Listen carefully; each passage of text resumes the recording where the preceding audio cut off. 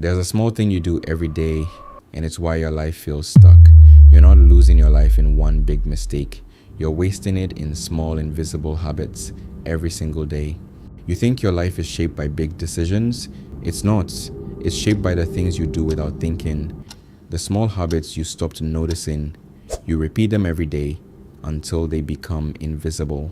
You wake up, grab your phone, scroll, scroll. Not because you need to, but because you're used to it.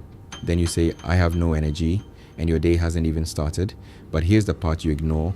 These habits aren't just wasting your time, they're reshaping you, rewiring how you think, but silently.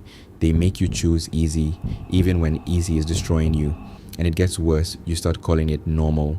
Being tired feels normal, being distracted feels normal. But the truth, you've been programmed, you already feel it, that quiet voice telling you something's wrong, but you silence it every time because change takes effort and you've been trained to choose easy. If this feels like you, you're not alone. But understand this, your life won't change from one big decision.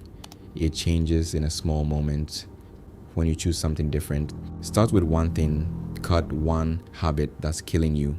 Because the truth is, the same habits that destroyed you are the ones that can rebuild you.